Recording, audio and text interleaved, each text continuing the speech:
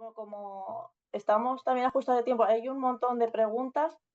Voy a empezar en orden también de cómo se han llevado a cabo las ponencias. No sé si está Jesús. Eh, Hola, Elena, si quieres pasar a la siguiente pregunta, No, porque Jesús como alcalde pues está atendiendo cositas, estoy llamando. vale, genial. Pues nada, continúo con una pregunta que es para David y Ángel. Es, la declaración genérica del Castillo de Montiel, estaba registrada. La declaración específica conllevó la ampliación del área de protección. ¿Y cuál es el tipo de declaración? ¿Monumento, yacimiento arqueológico, castillo?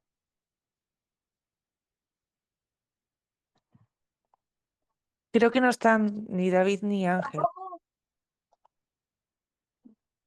Vale, pues nada, pues voy a continuar con el resto. Eh, Vale, esto pues Les llamo sí, también, perdón. vale, gracias. Ahora volvemos a esas preguntas.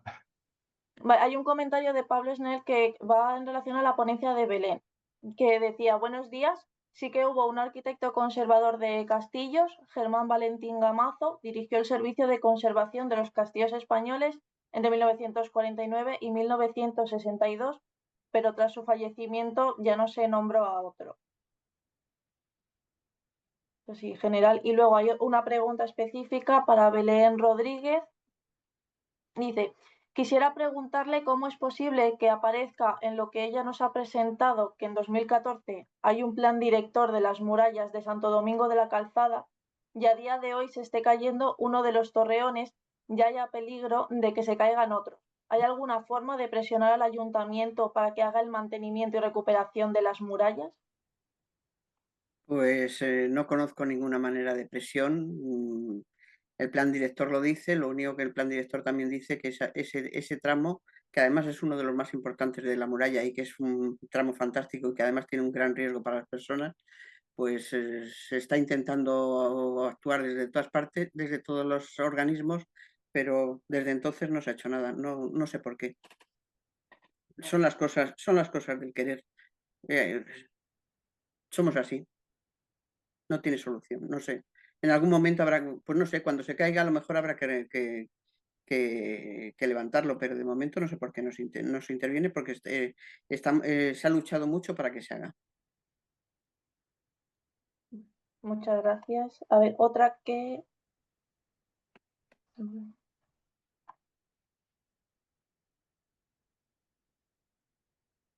Otra pregunta para Belén. En Santo Domingo de la Calzada, algunos tramos de muralla están registrados a nombre de particulares, pero si no te he entendido mal, las murallas por definición, a ver que se me ha movido, las murallas por definición es un bien público. ¿Qué nos puedes decir al respecto?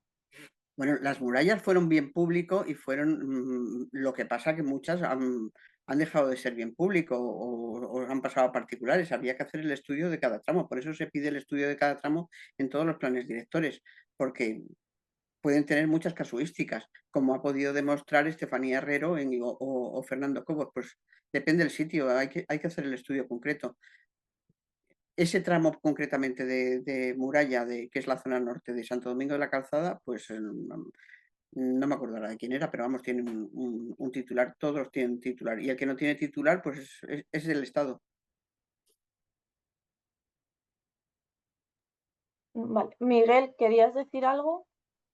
Sí, bueno, quería en primer lugar también felicitar a todos los ponentes, a los técnicos, a Belén, a Estefanía y a Fernando por la impresionante conferencia y charla que nos habéis dado. Nos habéis demostrado cómo la problemática de quién es el castillo es mucho más que simplemente quién es el castillo, pero de toda la fortificación y cómo es su evolución. Luego hablaremos del tema. Creo que han surgido muchas dudas y debates muy interesantes desde las ventanas hasta diferentes elementos, pero lo que estamos viendo, lo que la gente duda, y creo que para esto era el seminario, ¿no? Para sacar todas las dudas a relucir, ver la problemática existente y ver que, en efecto, existen cosas como contradictorias en la legislación. Nos están diciendo que las fortificaciones, las murallas, son del Estado y luego el Estado en el año 70 dice que se los quita de encima y los vende. en el 49 nos sale una ley que dice proteger los castillos, sea cual sea el estado de ruina. Y yo creo que no percibían lo que hemos visto en Fuenterrabía de que debajo de la tierra tenemos muchas más murallas que lo que hay también encima, ¿no? Entonces, creo que van a surgir muchos debates, muchas dudas. Una de las dudas importantes es ¿qué pasa con el registro de la propiedad? ¿Por qué no es obligatorio y por qué, o sea, Bueno, y por parte de las administraciones también, ¿por qué no ayudan a que, ya que son bienes de interés cultural, se pueda registrar?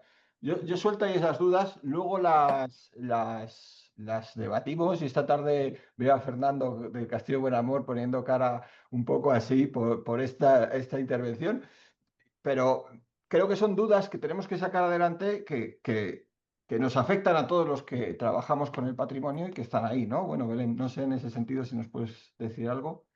Bueno, yo creo que Estefanía ha dado muchos pasos de cómo se pueden pasos a seguir cuando descubres que tienes un problema de este tipo de titularidad, que son múltiples, porque claro, cuando buscas en las murallas que son de kilómetros y son parcelitas que en la muralla puede haber 10 metros o 20 metros, pues son inmensos.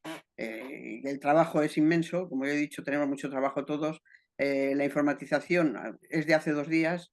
Todos queremos que todo sea la inteligencia artificial, ahora nos lo tiene que hacer todo, pero tenemos mucho trabajo de mano y necesitamos mucho personal, contratar a mucho personal todavía para que lleguemos a que la inteligencia artificial funcione.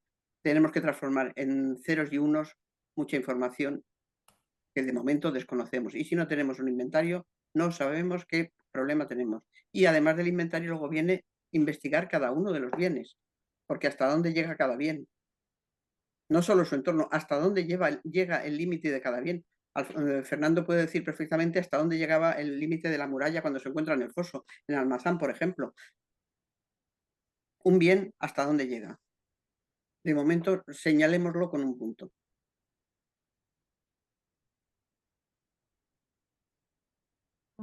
Muchas gracias, Belén y Miguel. Sigo con las preguntas. Hay varias para Estefanía, ¿vale? De Cristian Ortiz. Dice, en nuestro pueblo tenemos un inmueble que la iglesia inscribió a su nombre sin consultar a nadie. Ahora que se ha cerrado el acceso por un problema estructural que apareció tras realizar una obra de recuperación, nadie quiere asumir responsabilidades. Han pasado más de 10 años. ¿Se puede optar por la opción 2 que se exponía, ya que el inmueble no está clasificado como BIC? Mire, respondo yo, ¿no?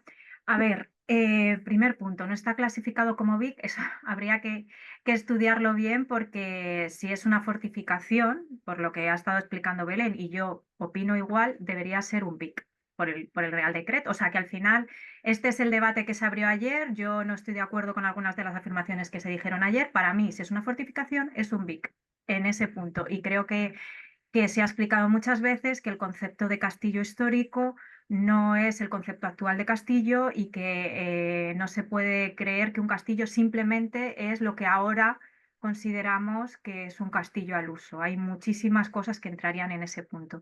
Por otro lado, si se puede entrar por la opción 2, es que tienen que querer. Si es que el problema muchas veces de estos casos es que ¿quién va a hacerlo? ¿Lo va a hacer el que en teoría es el propietario? ¿Entra el Estado a actuar? El que lo está planteando es el ayuntamiento. Si el ayuntamiento no tiene posibilidades de ser el propietario, la única manera que hay de poder hacer algo es de manera urbanística, que es la opción 2 que planteábamos.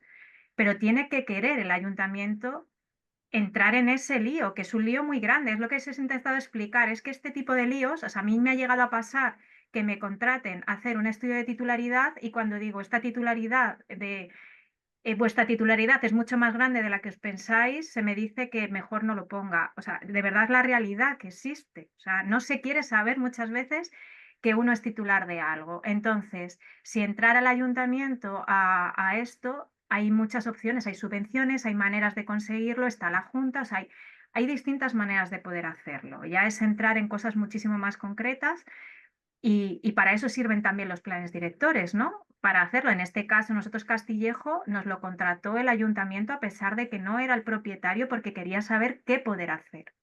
Entonces, no es tan fácil como decir, ¿se hace o no se hace? No, es que hay que hacer un estudio. Además, Fernando ha estado explicando bastantes casos en los que se ha encontrado. Hay muchísimas casuísticas, yo no puedo decir sí o no, pero sí que es verdad que es importante saber que hay distintas maneras de poder actuar y no es necesario ser el titular, porque la gente, si es un bien patrimonial, tienes la obligación de conservarlo y el que es titular, oficialmente, si hay alguien que está registrado que es el titular, debe conservarlo. Y si en este caso es la Iglesia el que es el titular, debería conservarlo y el ayuntamiento puede hacer que se conserve. Es lo único que yo quería exponer aquí. O sea, si realmente la Iglesia quiere ser el titular, con todas las consecuencias, buenas y malas. Espero que haya quedado claro. Genial. Gracias, Estefania. Tengo otra, ¿vale? Tengo otras dos para ti. María Elena pregunta, en el caso concreto de Atienza, esa zona que ha sido rehabilitada y tiene problemas en la actualidad, ¿quién es el propietario y quién se tendría que hacer cargo de la actuación al haber tenido ya una rehabilitación previa? A ver, este debate, cuando hicimos la presentación oficial en Atienza, se abrió, estuvimos, el alcalde me lo preguntó muchas veces, de hecho me ha llegado esta semana una pregunta al respecto, porque siguen teniendo problemas con eso. O sea, nosotros ya en el plan director hemos hecho un estudio y hemos dicho de quién creemos que es la propiedad. En ese caso, esa zona concreta, me imagino que el que hace la pregunta es alguien de Atienza, en ese caso concreto es un bien sobre el que el Estado ya ha actuado. Así que poco puedo decir sobre ello. Más que la realidad es que luego pues se pasan la pelota unos a otros hasta que alguien ve que no tiene otra opción que actuar.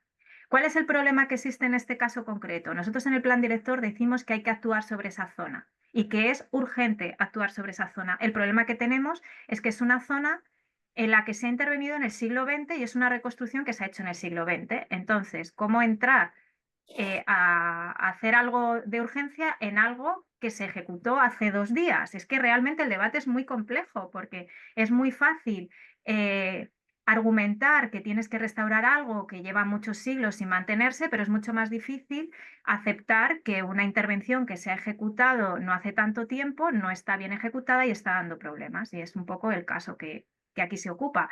Y en el plan director se explica cómo habría que hacer y qué es lo que se tendría que hacer. De ahí a que se haga, pues espero que se termine haciendo en algún momento.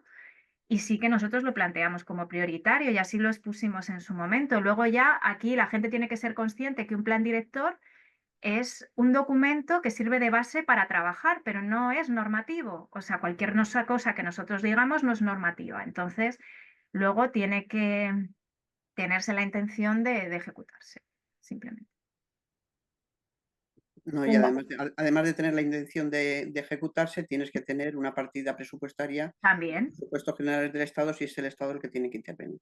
Y no siempre se tiene. Es que, o sea, yo esto lo expliqué en su momento al alcalde. Hay tantos pueblos que tienen este problema, tantos sitios, tenemos tanto patrimonio en España y tantos sitios en los que he visto problemas muchísimo mayores que el que no llora no consigue nada. O sea, hay que quejarse mucho y que al final, es que no podía decir otra cosa. Si es que este problema es común prácticamente, o sea, si es que Belén ha puesto un plano de cuántas fortificaciones hay en España, si es que tenemos muchísimas y eso fortificaciones, ya si entramos en otros elementos patrimoniales, pues abrimos mucho más. Tenemos mucho, si estuviéramos en Estados Unidos, pues con 2 cosas harían mucho, pero nosotros tenemos muchísimo y hay que priorizar y en algunos casos, y el que prioriza es el que pone el dinero. Entonces, pues bueno, ahí yo ya no puedo entrar, el que tiene que hablar es el que pone el dinero.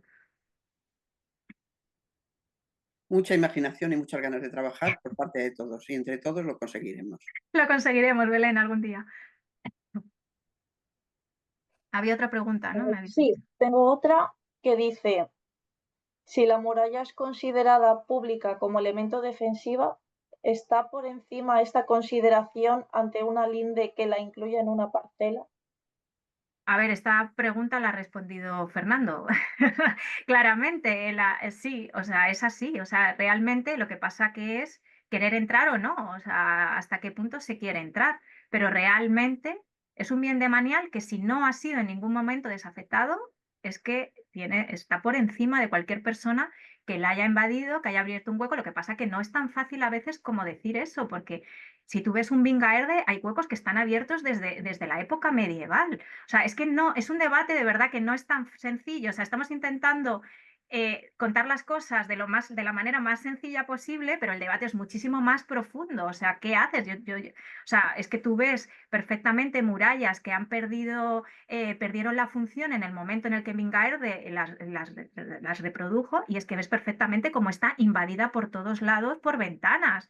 ¿Qué haces con esas ventanas que son medievales, que ya forman parte de la historia? O sea, no es un debate tan sencillo. Sí que se puede decir que depende de cuándo se haya actuado. Es verdad que lo que no puede ser es que, o sea, hay veces que dices, no, es que esto está generando un problema de estabilidad en un elemento que está protegido con con la máxima protección. Entonces, en esos casos, siempre que se quiera, se puede actuar, pero también hay que baremar muy bien en dónde se actúa y en dónde no, porque no hay dinero para todo, como estábamos diciendo, y hay que ver bien en dónde se hace y dónde no. Pero desde luego va por encima, o sea, la propiedad, desde luego, no es de la persona que ha abierto el hueco. No, de todas maneras, también hay que ver que hay que estudiar muchísimo los archivos históricos de los municipios o de las parroquias. Hay que digitalizar mucho, hay que transcribir mucho, porque aunque se digitalice, también hay que saber leer y hay que conocer paleografía para poder entender los escritos. Y cuando tengamos todo esto nos vamos a enterar de muchas historias, porque tiene que haber, para que se haya desafectado un bien que es de manial, tiene que haber algún papel que haga ese trámite, que justifique que se ha hecho ese trámite. Si no existe ese papel y si no hay ningún documento que lo atestigue, pero claro, es que a lo mejor el documento sí existe, pero no se sabe dónde está. No se conoce. Como ha pasado, por ejemplo, en Castillejo de Robledo. Ha habido que digitalizar y ha habido que trabajar un montón de archivos que decía el párroco que no estaban, y resulta que el ayuntamiento los tiene perfectamente clasificados y ordenados y se han podido localizar y se ha podido transcribir los que eran. Y al final estaban todos los ciudadanos en el pueblo discutiendo cómo podemos hacer para que esto revierta y cómo podemos ayudar a la alcaldesa para que consigamos que ese castillo se demuestre que es del Estado o que lo podamos hacer nuestro.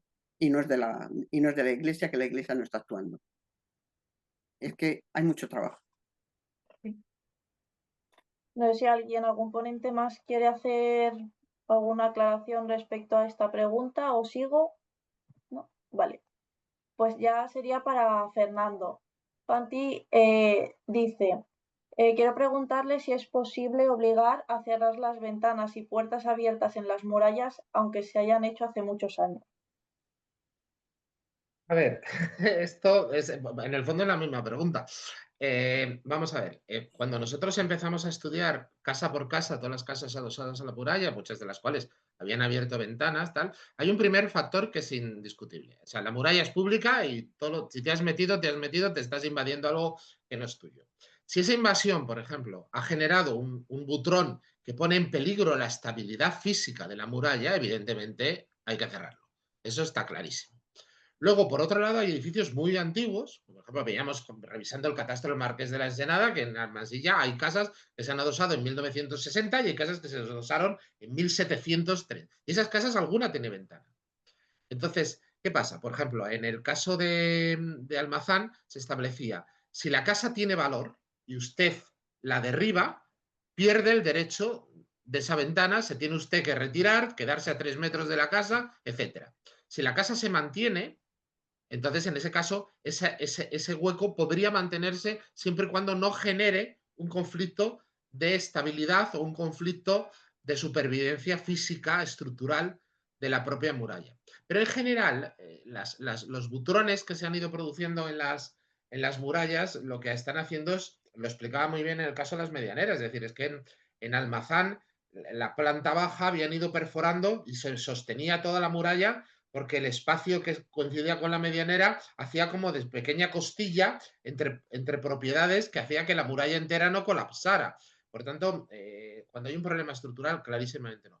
Cuando no hay un problema estructural, esas ventanas siguen siendo una apropiación del espacio público, sin duda, sin ningún lugar a dudas, pero solo en función de la permanencia o no del edificio histórico adosado y de la antigüedad del edificio histórico, podrían estudiarse. Hay que estudiar, yo creo que caso por caso. Vale, y relacionado igualmente con lo de las ventanas y puertas, José Ignacio te pregunta si hay que indemnizar a los propietarios de las parcelas colindantes a una muralla por haberles permitido realizar ventanas o puertas. Que si hay que indemnizarlos por quitarles las ventanas, no hay que indemnizarlos, no hay que indemnizarlos. De hecho, la ley prohíbe adosarse a un monumento histórico y, por tanto, ese edificio se convierte en un edificio ilegal desde el punto de vista urbanístico. Otra cosa es que esté protegido el edificio. Puedo tener, mira, en el caso de Almazán, el Palacio de los Condes de Belamazán, el Palacio de los Condes, no solo se adosa a la muralla, sino que monta sobre ella y hace una arcada sobre el río, dejando evidentemente el paso de la ronda exterior. En ese sentido, luego lo han tapado. Ese tapado sí que podría demolerse, pero hay un palacio montado sobre una muralla de un edificio que también es Vic, y por tanto ocurre también con el Palacio de los Belamazán en Soria, que también se monta por encima de la muralla queda en su interior y forma parte. Son casos en los que entran en conflicto dos Vics y por tanto uno está integrando parte de otro. En ese sentido hay un valor patrimonial importante.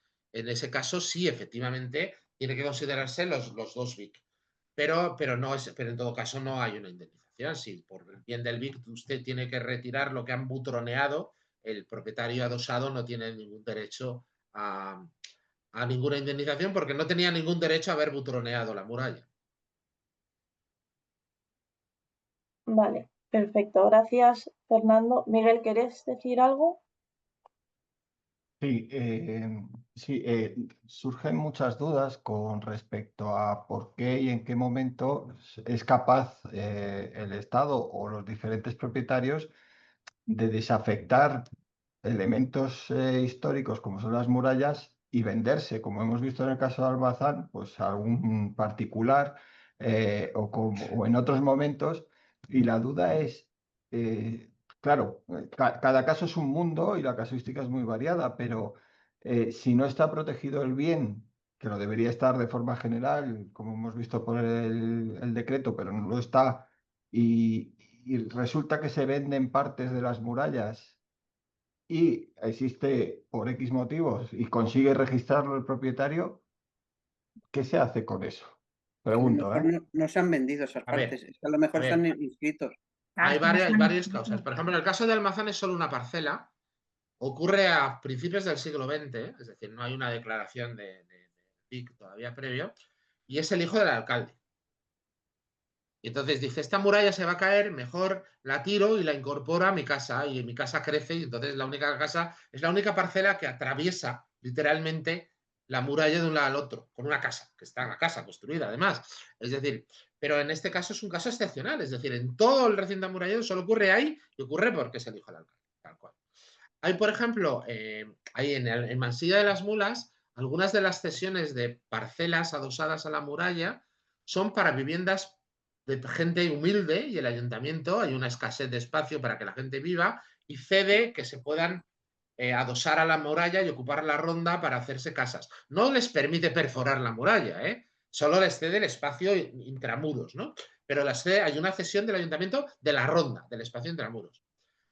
Pero hay casos, por ejemplo, la muralla de Valladolid, la primitiva muralla de Valladolid, la de la antigua, la del recinto más cerrado, más pequeñito, la de San Miguel, el ayuntamiento la vende expresamente para que los vecinos ocupen esos solares y hagan casas.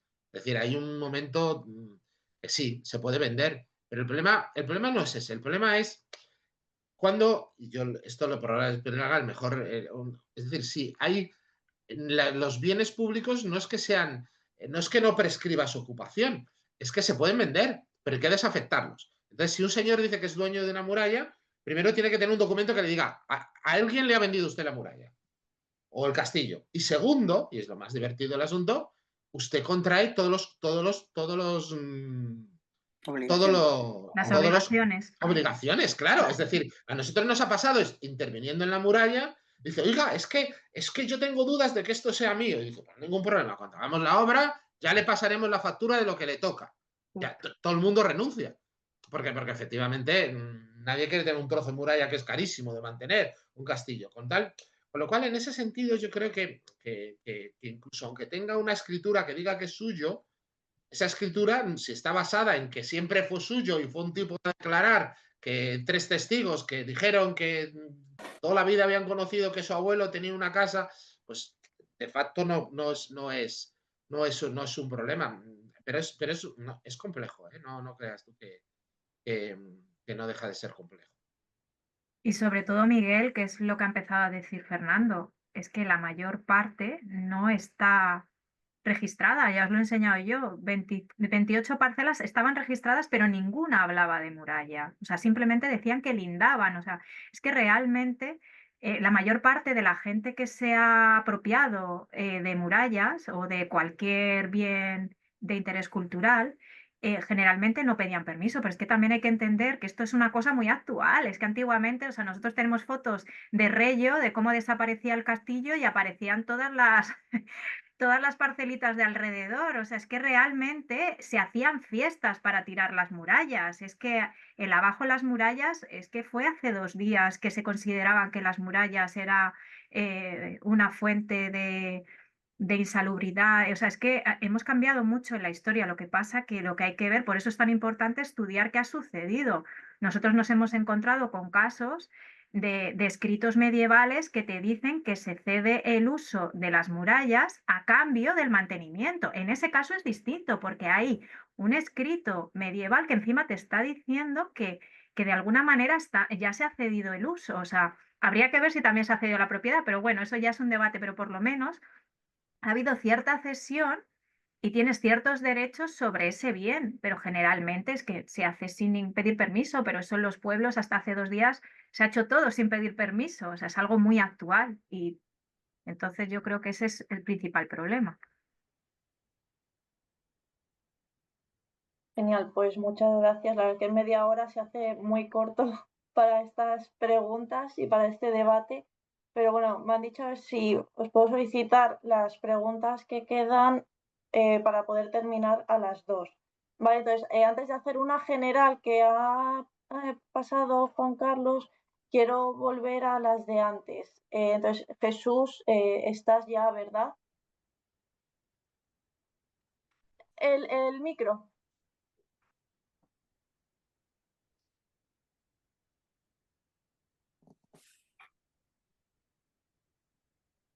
No, ahora. Se te escucha muy mal. ¿Se oye ahora? Ahora sí. Vale, voy a lanzar la pregunta, ¿vale? A ver si me escuchas bien. Dicen, ¿cuál es Sí, la yo lo oigo. declaración? ¿Sí? Sí, yo oigo bien, perfecto. Vale, voy. ¿Cuál es la declaración de Vic del Castillo? ¿Incluye la muralla y el cerro testigo que es conocido como yacimiento arqueológico prehistórico y por el plan director que indica que hay muralla? Bueno, esto probablemente lo conocerá mejor Fernando como director, y yo entiendo que sí, que incluye el trail prehistórico, toda la mota y bueno, ahora se han hecho unas normas urbanísticas provinciales nuevas e incluye también una zona alrededor bastante grande. Yo voy a aclarar una cosa. Como era una mota, como todas las motas, en la parte que está el castillo de piedra, el que hace al Manuel, evidentemente perforan la mota porque el castillo pesa mucho y tienen que apoyar abajo en el terreno natural, no pueden estar encima de la mota artificial. Pero por el otro lado, en la parte que también había muralla, pero solo arriba de la mota, en la falda de la mota hay varias bodegas. Es decir, que le ocurre lo mismo que en los otros sitios. Es decir, cada vez que hay una mota de terreno, pues alguien va y planta una bodega, porque excavar además en una montaña de arcilla es bastante eficaz para hacerse una bodega. Entonces, en la otra parte hay unas bodegas y la titularidad de las bodegas, aunque la titularidad de todo el castillo es del ayuntamiento, la titularidad de las bodegas nunca ha estado clara. Porque hay un conflicto siempre con lo de las bodegas en los pueblos, si el subsuelo genera derechos de posesión sobre el terreno superior o no, que yo creo que no, pero hay un conflicto, yo creo, histórico. Genial. Vale, gracias a los dos. La siguiente pregunta es para Ángel. Dice, la declaración genérica del castillo estaba registrada. La declaración específica conllevó la ampliación del área de protección. ¿Y cuál es el tipo de declaración? ¿Monumento, yacimiento arqueológico? Te diriges a mí, me imagino, ¿no? ¿El qué, perdón? ¿Te diriges a mí, imagino? Sí, sí. Sí, vale. Perdón. A ver, estaba inscrito como propiedad todo el terreno que ocupa el castillo, tanto la fortaleza como el cerro donde se edifica, ¿no? Después, una vez que ya pasó a titularidad municipal, es cuando se declaró BIC y más tarde se amplió la zona de actuación arqueológica, ¿vale? De hecho, como hemos explicado esta mañana, cuando cualquier vecino en parcelas colindantes a la propiedad del castillo tiene que previamente hacerse un estudio arqueológico, ¿vale? Vale, muchas gracias, Ángel. Y ya la última pregunta de Juan Carlos García es una pregunta en general para todos. Dice, ¿existe un convenio asesor o colaboración con Catastro? Aparte de no coincidir normalmente el registro con el catastro, actualmente están revisando las edificaciones diseminadas que tenían registrado como edificio singular, y al incluirlas en una finca pierden la calificación. La excusa es que había fincas diseminadas que no sabían dónde estaban situadas y hay que ligarlas a una finca.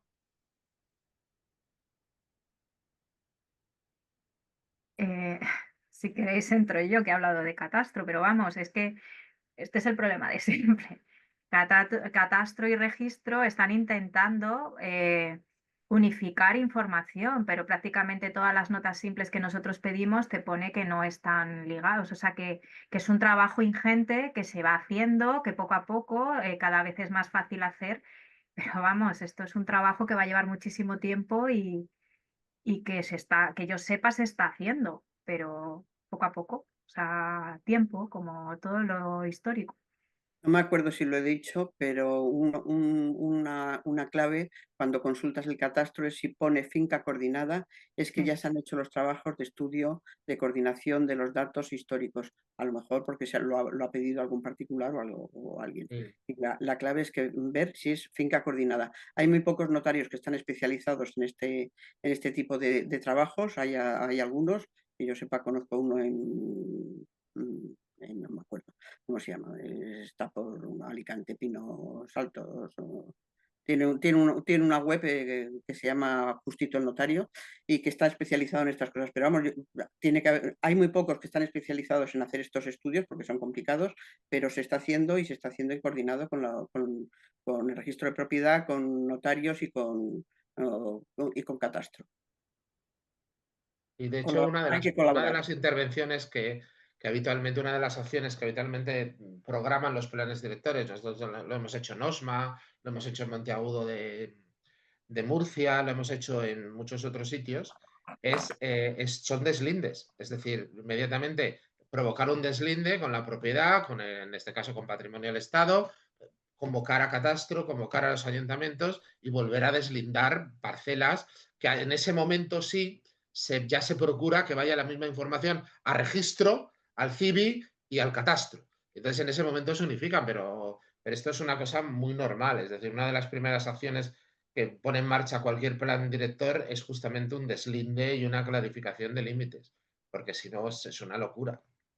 No hay De hecho, funcionarios suficientes para hacer todo esto. sí, a nosotros nos ha pasado, ahora estamos haciendo un plan director de una muralla que pertenece a Hacienda y se nos ha pedido que la línea que pongamos de muralla luego la quieren llevar a catastro para de alguna manera tener, que luego es un poco más complicado de lo que parece porque la línea no es lo mismo lo que ves que lo que no ves, pero bueno, lo que quiero decir es que se está intentando hacer el esfuerzo de luego eso llevarlo a catastro, con lo que supone que tiene que estar debidamente georreferenciado, muy claro, o sea que luego tampoco es tan fácil, pero sí que se están haciendo. O sea, hay cosas en las que se está actuando, vamos. Vale, genial. Pues muchísimas gracias a todos, tanto por las ponencias, por haber respondido a todas las preguntas, ya no hay más. Entonces sé que Miguel quiere hablar, así que ya le doy paso para ya después irnos todos a comer. Vale, muchas gracias, Elena. Aunque ya más o menos lo había dicho, no quiero quitar más espacio para la comida, pero sí que tenía una duda y eran las preguntas que había hecho tanto a Jesús como a Montiel. ¿Cómo se ha registrado? Porque existe una categoría de bien de interés cultural y quería saber, para que también se sepa en categoría, cómo habéis registrado, por un lado, el Castillo del Monte y por otro lado, cómo habéis registrado el Castillo de Montiel, ya que no son solamente un castillo, sino un conjunto fortificado en ambos casos. A ver, en el caso de Montiel, como he dicho antes, se compra la propiedad que ya estaba previamente, digamos, escriturada, catastrada y registrada. No había ningún problema porque los propietarios lo tenían todo legalmente. Lo que Sí, hace el ayuntamiento es comprar esa propiedad con todo lo que conlleva sí, eso está y claro. se registra y catastralmente pasa a nombre del ayuntamiento de Montiel. Es con posterioridad cuando se declara BIC. No Ujú. era BIC antes de la compra, ¿vale? Sino que una vez que es titular municipal, uno de los siguientes procedimientos fue hacerlo BIC, ¿de acuerdo? Sí, Y luego ya se hace el plan director y se hace lo que conlleva y lo que hemos explicado antes de cualquier afección que haya de una propiedad lindante, si tiene que hacer alguna prospección o tiene que hacer algún tipo de obra, primero conlleva un informe arqueológico previo. sí, no, hablaba más básicamente de la categoría de bien de interés cultural, no de la propiedad, porque Ah, previamente era genérico, el del 49, y luego se le tiene que dar o se cataloga dentro de un es que determinado yo nombre. Monumento, yacimiento arqueológico o... Es que el castillo de Montiel no estaba declarado BIC antes de la adquisición. Simplemente estaba como una propiedad, si me apuras, hasta rústica. De hecho, en los años 40, 50, lo que son las laderas y la propia parte de arriba del castillo se sembraban, para que te hagas una idea. Entonces estaba catalogado como zona rústica, ni siquiera como zona urbana. Ya, De hecho, cuando esta mañana ha puesto David las imágenes de las murallas de la Torre del Homenaje, esas imágenes que estáis viendo o que hemos visto esta mañana, para que os hagáis una idea, esos descubrimientos, esas construcciones, están 6-7 metros por debajo de donde pisábamos en un principio, en el 2012. O sea, todo lo que se ha descubierto en el castillo estaba enterrado. Con lo cual, aquí es que no había nada de BIC, no había nada catalogado, porque era como una propiedad rústica. bueno, No sé si eso responde, Miguel Ángel, es a tu que pregunta. hemos mezclado cosas, pero no pasa nada, no te Sí. preocupes, luego nos ha quedado claro. Y luego Jesús, Belén, ¿lo dices tú o lo digo yo? Que no tengo una declaración específica no quiere decir que no fuera claro, BIC. sí, O sí, sea, está eso a mí me mencionado. gustaría que quedara muy claro. Que no, o sea, es distinto. Una declaración específica que siempre viene bien, pero hay una declaración genérica que se Sí. tiene que tener en Esa, cuenta. Y a mí lo me ha De dicho gustaría David. que Lo se ha de tenga en todas dicho cuenta. David maneras, antes, que era del De 40. hecho, de hecho, esa declaración genérica de la que hacéis mención, si se tenía, ni los propietarios ni el propio ayuntamiento, que no era titular, no se conocía. Porque, insisto, una vez que el ayuntamiento es titular es cuando se empieza a mover esas categorías y a reconocer lo que realmente es el castillo, ¿no? Como bien de interés cultural, patrimonio y todo ese tipo de cosas. Pero anteriormente es que me da la sensación, y estoy hablando un poco seguramente sin saber, eh, insisto, creo que se definía a este terreno, incluso con la construcción relativamente, porque estaba enterrada, como un bien rústico. sí, pero Miguel Ángel se está refiriendo a la declaración de bien de interés cultural, pero eso se ve fácilmente, que ahora mismo no puedo entrar, en los bienes inmuebles, en la base de datos de bienes inmuebles del Ministerio de Cultura, en la declaración vendrá si es monumentos o si está declarado como yacimiento arqueológico. Vale, Ahora, vale. lo estoy intentando por otro lado, pero no lo... Si no, esta tarde a primera hora lo vemos, si lo queréis. primero. Y la Sí. última, lo de Belmonte, por si lo sabéis, simplemente cómo se ha catalogado, o no lo sabéis a lo mejor, Fernando, Jesús. No estoy seguro. Ya era monumento nacional en el año 31 Claro, es que y tenía lo una hemos comprado. declaración previa, ¿eh? Había una declaración Sí, del había 31. una Este no declaración. estaba no está sometido a la declaración. Lo que ocurre es que el límite del bien no estaba establecido de forma concreta, porque la declaración del 31, recordad que es un listado, pero ya Y ahora ya tenía es una una declaración específica. Ahora Vale, es una finca concreta que incluye la mota y que colinda con con la zona urbana y bueno, pues está ya delimitado. De alguna manera se sabe cuál es lo nuestro y cuál es lo del vecino.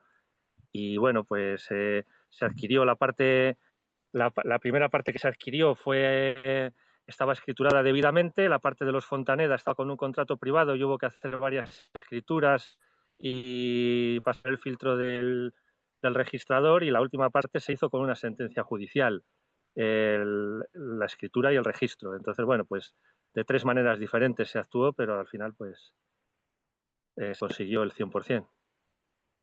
Perdón, Montiel está como monumento. Lo acabo de ver. Vale, gracias. Bueno, yo creo que debemos cortar, perdón, sé que he sido yo el Si no, que no comemos. he metido la semilla para debatir más, pero es que creo que es muy interesante, pero Elena, córtanos y pásanos a María y ya esta tarde continuamos, que todavía por la tarde vamos a tener bastante debate. Os animo a continuar.